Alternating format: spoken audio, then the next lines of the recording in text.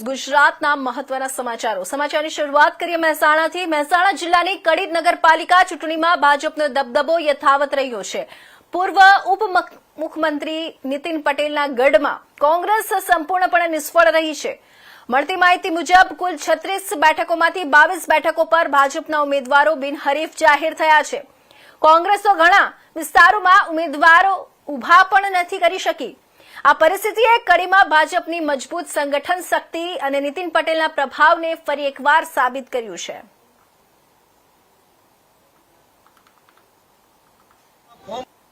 પત્રો રજૂ કરવામાં આવી રહ્યા છે।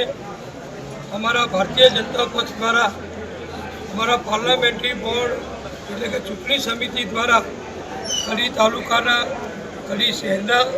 અને કડી જિલ્લા પંચાયત સીટોના જે ઉમેદવારો અમારા પક્ષે માન્ય કર્યા છે અને જેમના મેન્ડેટ આજે સંગઠન શહેર અને તાલુકાના પ્રમુખશ્રીઓને અમારા જિલ્લા પ્રમુખશ્રી દ્વારા આપવામાં આવ્યા છે, તેમના આનંદ ઉત્સાહથી બધા જ ઉમેદવારોના ફોર્મ ભરવા માટે ભારતીય જનતા પક્ષના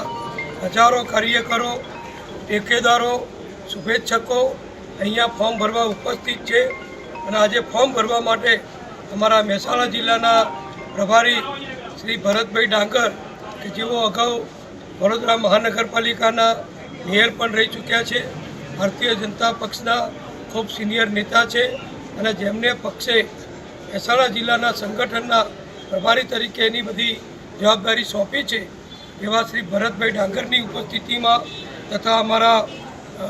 સંગઠનના શ્રી ભગાજીભાઈ મહામંત્રી શ્રી અને કડીના પ્રભારી શ્રી ભીખાભાઈ ચાચરિયાની ઉપસ્થિતિમાં કડી શહેર પ્રમુખ નિલેશભાઈ અને જિજ્ઞેશભાઈ અને કડી તાલુકાના સૌ આગેવાનોની ઉપસ્થિતિમાં ધારાસભ્ય શ્રી રાજુભાઈ અને ભાઈ શ્રી વિનોદભાઈ, કડીના બધા જ અગ્રણીઓ બધા જ ઉત્સાહીથી અહીંયા ઉપસ્થિત રહ્યા છે અને બધા ખૂબ આનંદ ઉત્સાહથી ઉમેદવારોના ફોર્મ ભરાયા છે। અને મને વિશ્વાસ છે કે છેલ્લા 40 વર્ષથી જે રીતે સતત કડી નગરના નાગરિકો, મતદારો, કાર્યકરો આપણા કડીના વિકાસની જવાબદારી, નગરપાલિકાની જવાબદારી એ 40 વર્ષથી સળંગ ભારતીય જનતા પક્ષને સોંપતા આવ્યા છે।